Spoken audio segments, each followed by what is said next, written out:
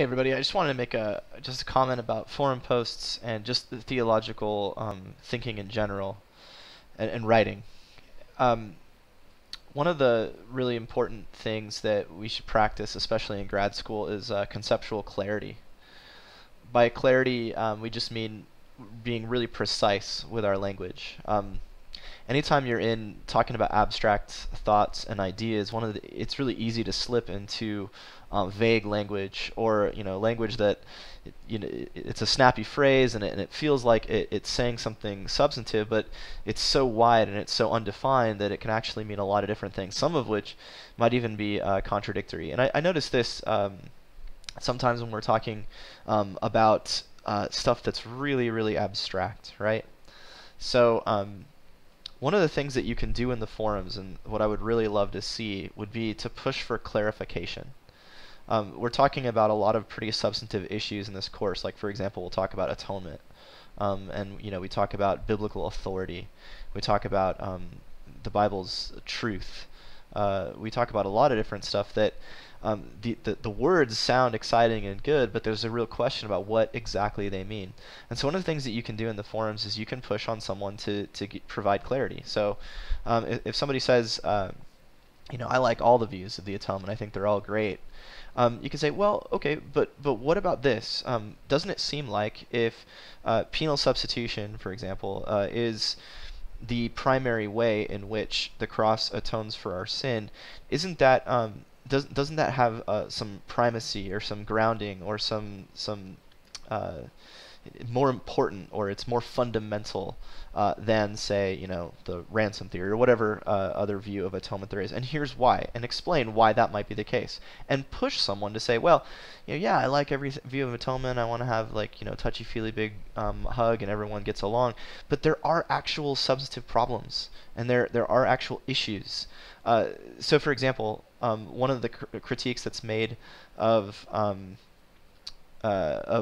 moral influence theory is that, well, if all Jesus does, the way he atones for us, is he shows us how to live and reveals the right way to live, then it seems like he's not really saving us from anything. There's nothing he's doing that's changing anything in us, right? All he's doing is kind of inspiring us. And is that really atonement, or is that actually more like revelation? And that's a difficult question. It's a good question, and it provides clarity and clarification when someone's forced to answer it. So I love the charity that goes on amongst Fuller students. In general, Fuller students are very kind to each other, and they promote each other and try to be inclusive and ecumenical, and those are all really wonderful values. But we shouldn't sacrifice clarity, conceptual clarity, and the ability to push on each other and say, hey, wait, that might not be right.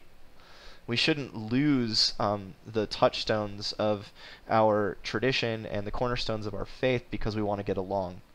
And so I would very much like to see pointed pushback to get real good solid definitions. What do you mean by this?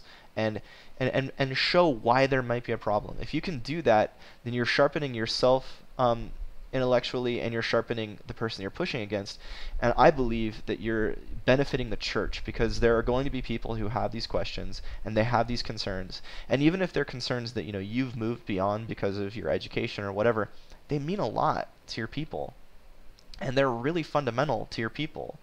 And if you can address them with precision and with confidence, because you've really spent a lot of time dealing with difficult, thorny, precise issues, that's going to benefit the church as a whole.